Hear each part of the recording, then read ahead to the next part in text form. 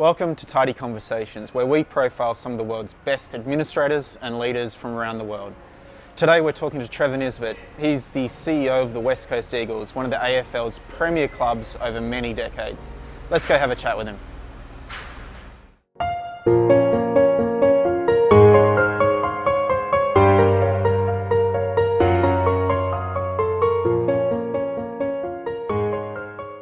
Trev, thanks for joining me. Yeah, no worries, Ozzy. So let's start at the start. Where were you born? Where did it all begin? I'm a Bunbury boy, so I was born in Bunbury and I grew up there till I didn't leave there till I was 18. So I went to all my high school, primary school, high school, all in Bunbury, and playing footy and having fun and basketball as well. So it was great. Regional WA, you grew up playing a bunch of sports because that's what happens. Yeah, absolutely. Yeah. Were your parents involved with the sports at all, or administration or anything like that? Or yeah, my father played and then was an umpire in the Bunbury Districts Football League, and umpired there for 25 years. Right. So heavily involved in footy, and my grandfather he started the junior association in Bunbury, and so it's in the blood. It's in the blood, yeah. Is that part of the reason you went and studied phys ed at University of WA? Yeah, it was. It was always an interest of mine, being active, being in sport, and seeing my mates play, being involved in activity all the time. So it was certainly something that my father and my grandfather had sort of said to me, look, it's a great pathway sport, so if you want to pursue it, you should pursue it. Yeah. Did you go to your studies, go to university with the intention or the idea of being CEO of the West Coast Eagles? No, a long way from that. I think I went to university to have a good time, like everybody does. Yeah.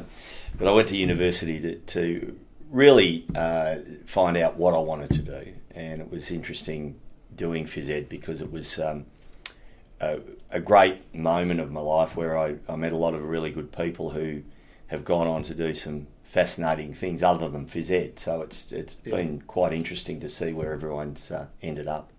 Yeah, so what was your journey from studying phys ed through to the Eagles? So that what did you do once you left university?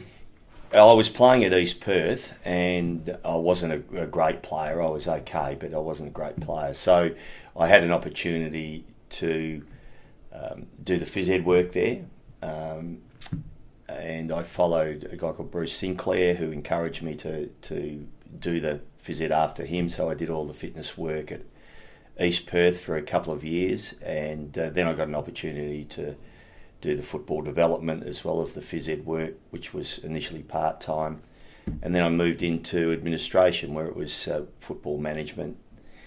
And from there I was appointed general manager after a couple of years in the development role at a very young age. So, at 24 I was general manager of East Perth. So it was, and it was far too early. I mean, I didn't know what I was doing in the role, and I'd learnt things along the way, but I was never taught anything.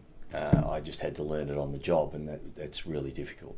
Yeah, so it's, I suppose, the old school way of working your way to the top. You sort of swept the floors. Absolutely. Scrubbed the boots yeah. at grassroots, I suppose, and then worked your way up. And I think the difficulty is when you get into administration, I think the most difficult part is where do you start? Mm-hmm. And that's one of the most difficult things, is you don't know where to start.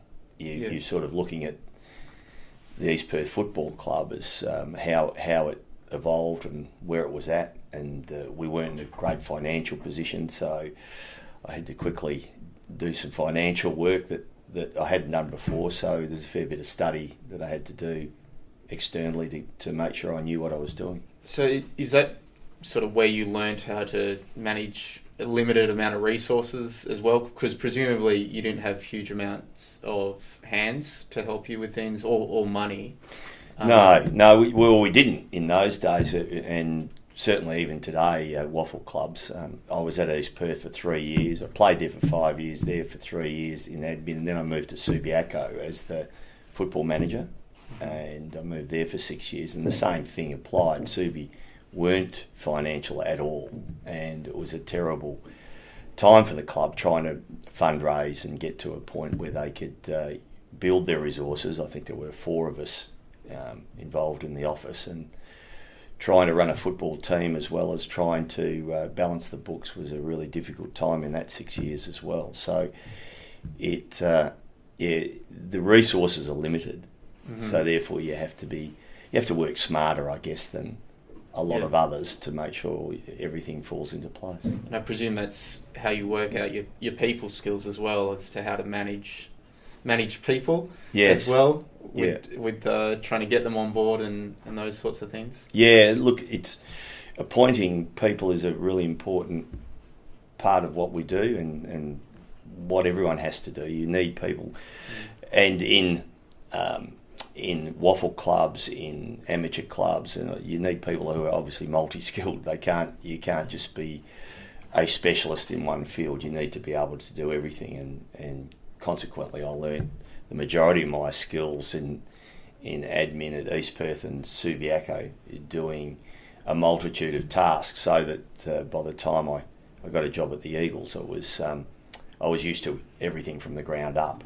So it was a really good learning base for me. So this was 80s, I presume? Or Yes. late 80s? Yeah, this was in the 80s. So how did you jump across from waffle, sort of semi-professional amateur clubs, through to, West Coast Eagles, new kids on the block of a national competition, or was it still the VFL back then? What was that step? How did you get into that sort of organisation?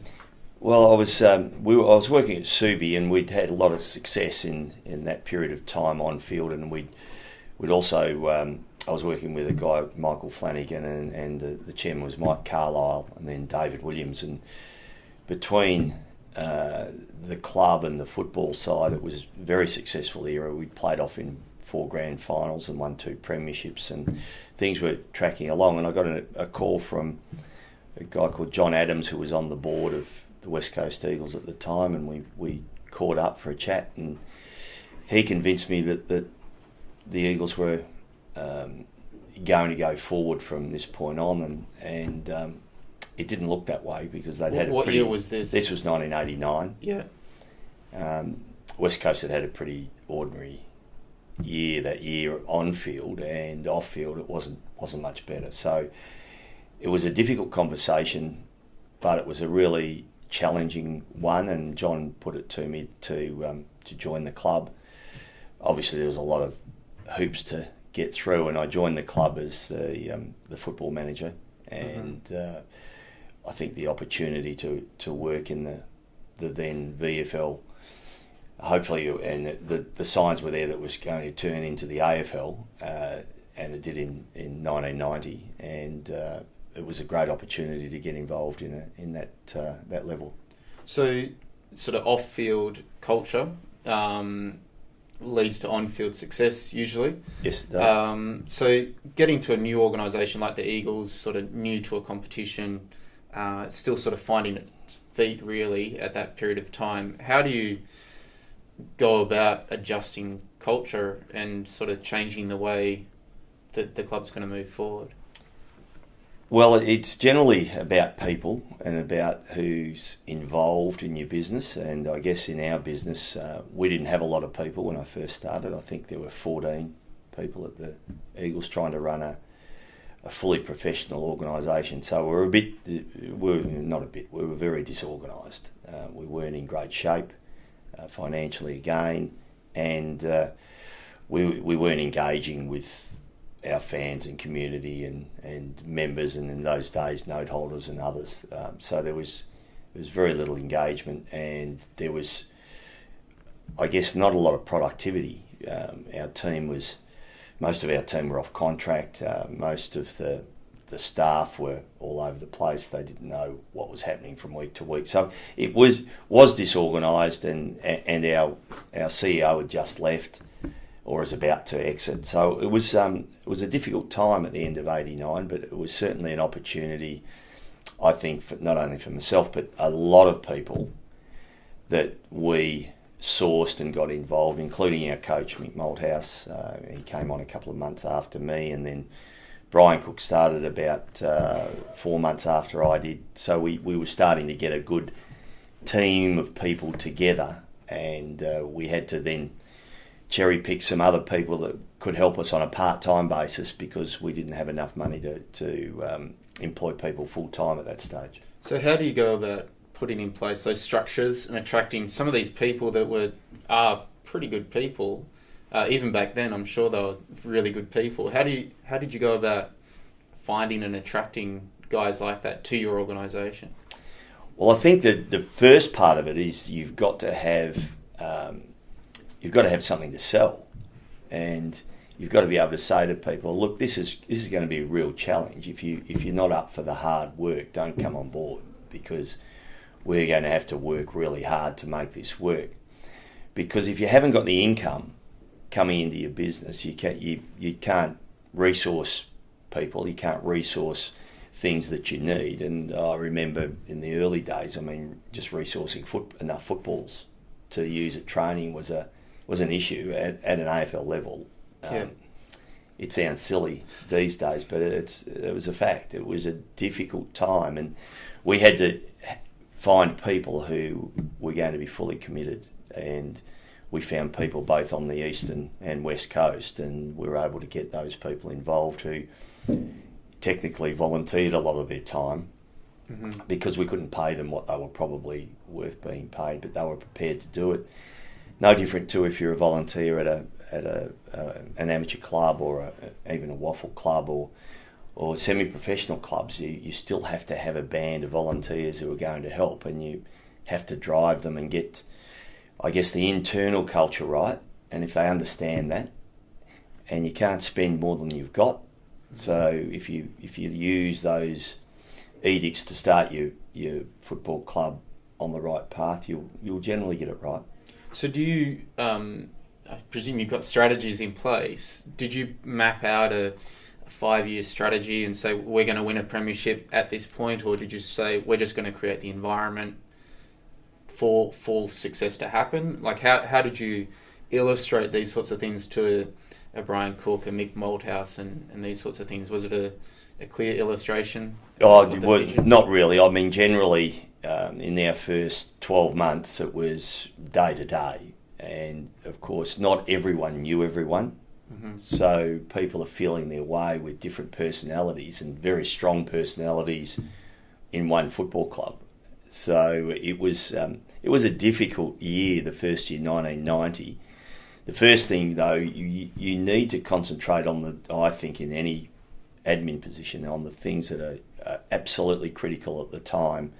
When you take over a new club or you've got issues at your club, you need to concentrate on those major issues. Ours was, first of all, getting our player unit stable, which was securing our good players who were all off contract. Mm-hmm. The second thing was making sure we drafted really well. And the third thing was to work with the then VFL to give us more allowances and more opportunity to expand and get better, which we didn't have initially. So financially we were in a hole and we needed some assistance, and the late Alan Schwab was fantastic from that point of view, and he gave us the opportunity to, he actually gave us some equalisation within the business, and that still happens today. He allowed us to not have to pay for air travel for opposition clubs, and we got some evenness in the rights and opportunities going forward.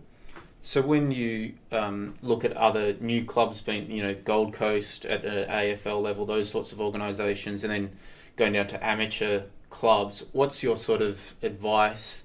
Because I presume they're in a similar position, different environment, but similar position to what you were in 30 odd years ago. What sort of suggestions or tips do you have to people in those sorts of organisations coming through?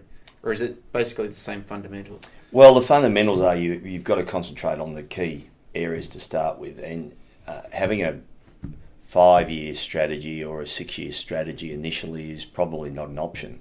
You need to, first of all, concentrate on the things that are pertinent right now, and then formulate your strategy from that point on. Because setting up the right strategy is often difficult and takes a lot of time and work from all of your staff, all of your directors, and getting everyone to buy in. But you first of all have to look at, I think, your club and say, well, what are the values of the football club? What are the core values? No different to any other business. You need to get that right. And sometimes it goes awry. I mean, it doesn't work. Things go wrong. You get some people leading you on the wrong path, and we've been through that. Every club suffers from that from time to time. So you've got to reset the organisation and start again. And that takes a lot of courage from directors and people who are at the top level, because sometimes that's a difficult thing. But start-up clubs are very difficult to run, very difficult to organise, and you've got sometimes you make decisions that you think are the right decisions, but they're actually totally against what you should be doing. There's no quick fix to running a good organisation, and I think that's the trap that a lot of organisations, sporting organisations, fall into. In fact, a lot of organisations do. They want it now. Yeah. And now sometimes isn't an option. It's just not going to happen. Yeah. So, yes, planning is critical, but when you've got some issues within your club, you just need to concentrate on that, and that comes at a cost sometimes. Yeah.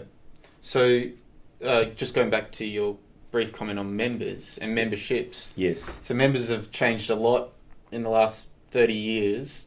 Obviously, footy fans are still football fans, I suggest. But, I remember a story where there was more guys or people going to waffle games than there were Eagles games when you first got there.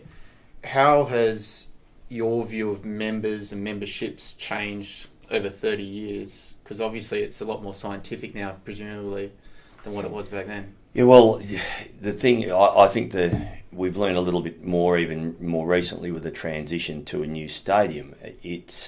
Members are extremely passionate, and you build that passion, one, through some success, which has been important for our club, but you also have to build some engagement with your members, and members feeling part of the organisation and barracking for the organisation, but also making sure that they invest in the club, and they want a return on their investment. So, like everybody, I mean, they need to feel part of it, and we try to do that. Not everyone's happy.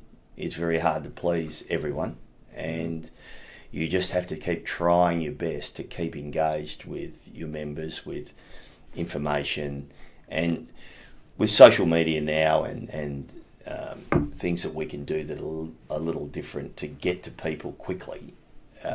It does make a difference, and certainly I think it's been a really good form of engagement, albeit with our demographic. Sometimes it's difficult because a lot of our people aren't social media savvy, so that does make it difficult at times. So obviously members are changing, it's all evolving. How have you seen sort of technology, you sort of touched on social media, change the way that you're sort of segmenting and approaching your membership and also your sponsors and other stakeholders? We're here in Melbourne, obviously the rest of the team's back in Perth presumably, and you've got others around the country. You use things like Skype and things like that. What sort of technology have you seen change, and how's it worked for you? Well, technology's changed dramatically, obviously. I mean, it's a digital world.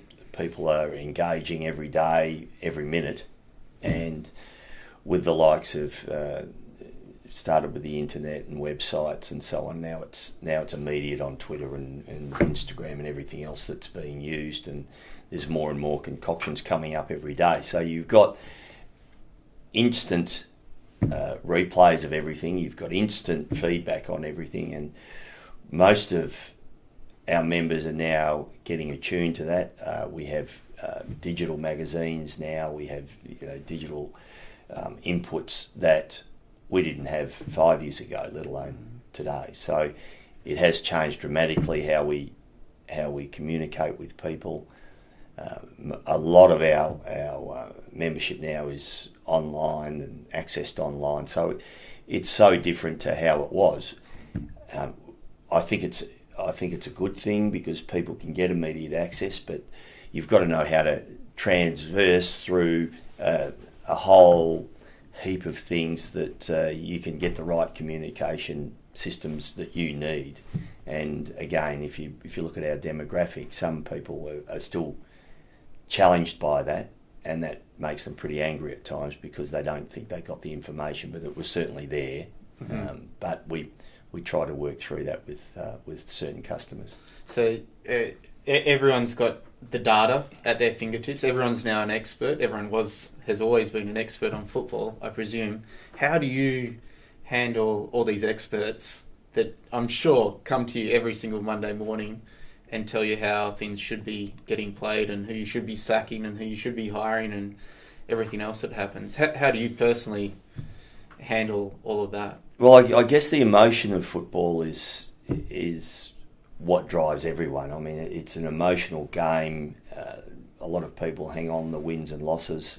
Even when we win, we have people complaining that someone didn't play well enough, or the coach didn't make the right move, or why didn't you guys do something, or why don't you recruit this guy and recruit that guy. I mean, that's a regular basis. I mean, I guess from my point of view, I just have to keep balanced and ensure that I'm not getting over emotional about issues that sometimes are out of your control. When you lose games, of course, it can be the end of the world for some people, and it's not much fun if you're getting heckled at work from people who barrack for other teams and all that sort of stuff. But I mean, that's all part of the drama of supporting someone, and it's interesting. Some people take it too far, and we've even had that with seat allocations at the new stadium. People just take it far too far, and because they didn't get the exact seats that they had at Subiaco or the exact seats that they wanted at a new stadium, they start abusing people. And I mean, that's uncalled for and certainly something that no one would condone, but that's the emotion that sometimes gets very heated at times, and we have to control that. And if you don't control it, you'll end up with hysteria and very poor decision making. So we need to control that. Yeah. So just going back to the timeline. Yeah. So you join the Eagles late 80s. You have some success in the early 90s. You obviously win the first premiership, 91. 92. 92. Yeah. My mistake. So obviously you're on a high. Everyone's up and about. Support obviously correlates with that success as well. How do you evolve as an administrator in that sort of post-90s or early 90s period? There's obviously a lot of challenges with AFL. Basketball was due to take over AFL at that time as well. So there's lots of challenges. What happens over the next decade? Because it's going to be a decade without success, largely. What happens?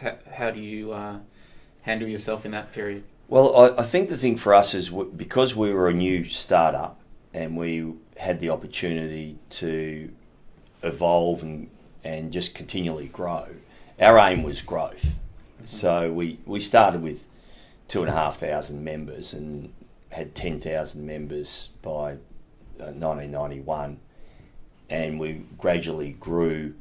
And we finished in the finals every year in the 90s under Mick Malthouse, which was, I think, the first time ever a whole decade of finals football had been achieved by one club. So we kept achieving albeit we won 2 premierships and played in those 3 grand finals. But it was a massive growth spurt for a young team and a young club and a young organisation. So I think we grew over that period of time. In the early 2000s, we dipped as on-field. We were still making some progress off-field. And the mid 2000s, we improved again, certainly on field, but we ran into some cultural issues within our player group, and that's well documented, and we then had to fix that. But as an administrator, I went from the football manager to the CEO. I applied for the position when Brian left for Geelong in 1999, and was lucky enough to get the job, and that's the creation of a brand new administrative role, albeit I knew the football side of the club pretty well because I'd been there for 9 years, but it's a totally different role, the CEO to the general manager of footy operations, and I had to upskill again and get better at what I did, and it's very important to do that. What were your biggest sort of slap in the face moments of moving from football manager to CEO, and how did you have to level up to? Well, I guess that the hardest thing is you don't know what you don't know, and I think the hardest thing for an administrator going into the chief role is the management of people, making sure that everyone's doing their job, working as the head of the executive rather than one of the executive, having to be, I guess, the last port of call for everything. Does make it a pretty lonely place at times, and you have to make decisions. And I guess the hardest thing was making tough decisions, and certainly making some wrong decisions. I think in my first 3 years, I could tell you so many decisions that I made that weren't correct. I may have made them from a football perspective rather than a club perspective, and you need to differentiate between the two. Sometimes you'll make a decision to recruit a player or some personnel into your organisation, and you're thinking football, and you should be thinking club. What is that difference? So the difference, the difference between it is you might be persuaded that a player, for example, is a fantastic player and we should get him in. Mm-hmm. And the difference is you need to be balanced and make sure that he's the right person to get into your club. Culturally. Yeah. And make sure he's the right fit, and make sure that he's going to contribute not just on field, he's going to make a difference off field. And we've made some mistakes along the way in that, and certainly I did by allowing some of those things to happen in the early 2000s. But we gradually, it was pretty easy to work out that we'd made a couple of mistakes, but that's just one example of things that you can be better at. The other thing, of course, is, again, I'll say you can't spend what you don't have, and you need to make sure that you run an efficient organisation so that you've got revenue to cover your costs, mm-hmm. and don't overspend, and don't go spending on things that are not going to be effective for the club. And consequently, once you've got your 5-year strategic plan up and about, you need to stay with it, and you need your executive to drive it, and the people around you. And if you're running an amateur organisation, you've got your committee in that they need to drive what your club stands for, and not just look at, oh gee, this guy's great and he's wonderful and he can play footy, but he's not the right fit. Or, we're going to get this guy, it wants to come in and help us with the club, and he's not the right person. So you need to be a lot more circumspect on people and who comes in and goes out of your club. We see that a lot with amateur football, where you sort of buy players in, especially this side of the country. There's a lot of buying the best players and very much short-term success type thinking. How do you get out of that sort of mindset? Is it the board? Is it people in your position? Is it the coach? Look, it's a combination of people, but you have to have the trust in your appointments and appointing your coach and your other people to run the football department and other things, and run your supporter operations and run your marketing and so forth, and give them the responsibility. But even in an amateur club, there's no short-term fix. You need people who want to stay with your club for a number of years and contribute both on and off field. And fortunately, even with our player group now, we've got a lot of our players who contribute so much back to the community of their free will. It's not a collective bargaining agreement clause that says you have to do this. They contribute of their own time to community, to local clubs, to junior clubs, to charity, and we have a lot of our players are ambassadors of certain charities. Now, that is what a full club is about, rather than say, well, you're here to play footy, just play football. The players evolve and they help the staff in their endeavours to make sure that we're a big part of the community. Is that how a club should, in this new environment, this new world where people have access to so many things so easily through their phones, and they can join other sports and go to all sorts of other events and what have you? You know, it's a saturated market for your attention. Is that how a club like the Eagles sort of differentiates itself with community, or how do you contend with all the noise that's out there? Well, you really have to immerse yourself in the community, because our members, and we're getting close to 80,000 members, those members have an expectation that we're going to contribute back, because they contribute to us. Mm-hmm. That helps pay our players and do the things that we do.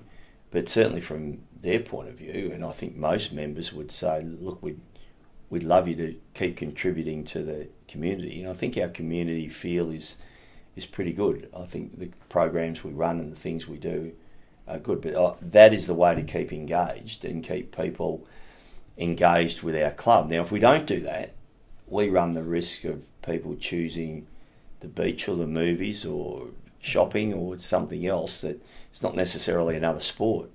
There's lots of other things that people can do, particularly in Perth, where we are. Yeah. The environment allows you to do a number of things, but we want to keep people engaged with our club, so we have to work at it. It doesn't come easy. Yeah.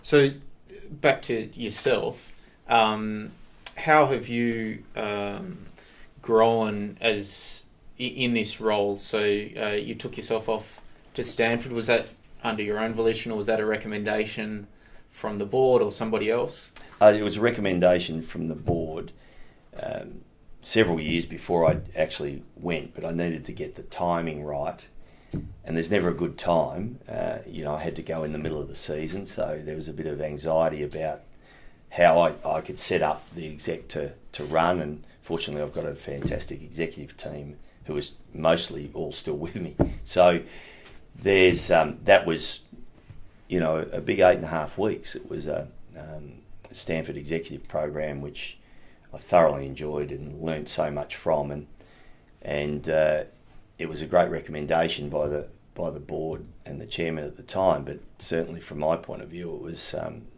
it was well worthwhile, and I was able to bring back a number of ideas, but certainly ways of doing things and doing things a little differently. It didn't mean that we were going to change the culture of the football club by any stretch of imagination, but we just did things differently. And when we had our crisis point at the end of 2006 and 2007 with our players, it helped me enormously, because I had some tools and some experiences that people had spoken about at Stanford that helped me through that. As in how to manage the stress, or how to manage media, or just how to manage that whole scenario? All of those things. Yeah. How to manage major problems, major decisions, how to negotiate your way through those, and how to resurrect it. And sometimes, and we took a big step backwards with our focus as a club to focus only off-field.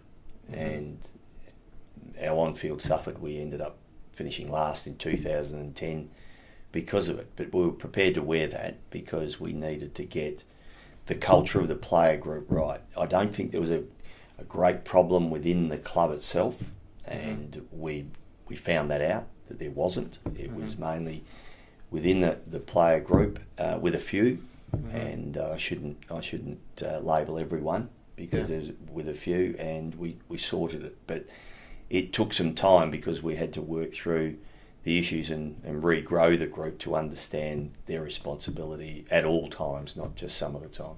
So do you, you've got a president's meeting today with the AFL. Do you, when you talk to other presidents, other CEOs, etc., do you talk to them about going to Stanford or taking themselves off to other courses? Do you look at other organisations, businesses or sports to sort of guide you forward like coaches do with the NFL or NBA and so on? Yeah, absolutely. Yeah, we're looking at, you're always looking at best practice and trying to find out who does it well and who doesn't. We're probably fortunate in the AFL industry. There's a lot of discussion about different things. Obviously, there's trade secrets that clubs aren't going to let out, every club has a different personality and so forth. But certainly, most people are pretty transparent and open with what they do, how they do it. And there's a lot of clubs who are upskilling their staff to the point where they're very competent people working in administration. It can always get better. And I think being organised, being hard-working are two of the critical things. If you're not an organised football club and you don't have the right structures in place and you don't dot the I's and cross the T's, you'll fail. Yeah. And you will fail at any level because you need organisation. And if you're not organised, it will not work. So I think being meticulously organised as a club is extremely important. How do you go about organising yourself? Because obviously, football in particular, and most of these sorts of recreational sport pursuits, takes up a huge amount of time, be it your mornings, your evenings, your weekends. How do you manage your personal time and staying organised on that front? Well, it's about, people use time management. It's about saying, well, what are my priorities for each day, each week, the next month? I'm always looking ahead to see what's coming up, what I have to do. I think exercise is a big part of my life still, so that I exercise and have a clear head before I go into work. I think that's important. I don't think you can operate if your mind's not right. So that's a very big part of my day to start the day. Then working through a diary and having some people to help you, like my EA and executive team. I'm very fortunate because I'm in a professional organisation that has those resources. But I still have to be organised with what appointments I have, what times they are. I always like to be on time and make sure that everybody else is, so you're not wasting time trying to catch up all the time and putting yourself under pressure. It's important to say, look, when time's up, and you move on. You need to be well organised to do that. So the organisation of my time is critical for me. Some people are a little more relaxed than I am about appointments, but I don't think anyone in our business has got time to waste. So wasting time's not an option. Do you ever see yourself, you're pretty entrenched in Eagles, and obviously you're well embedded in Perth and the WA community. Do you ever see yourself going to another club, football club, or another sport or administration role?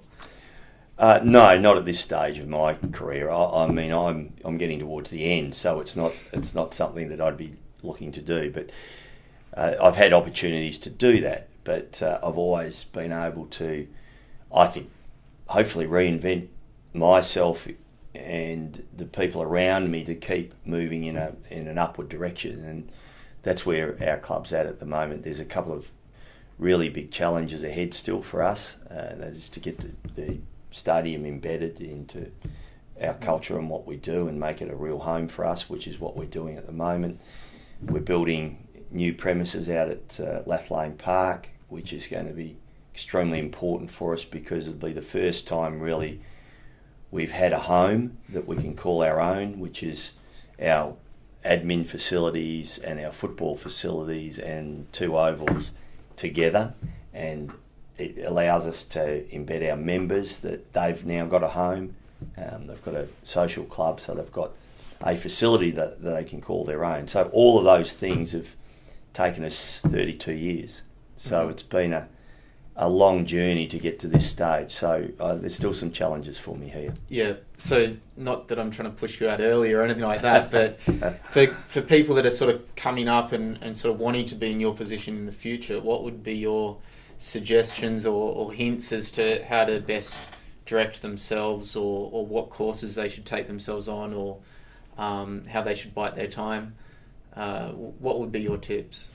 Well, the tips are, you've got to work hard, and if you haven't got the work ethic to do this job, don't do it.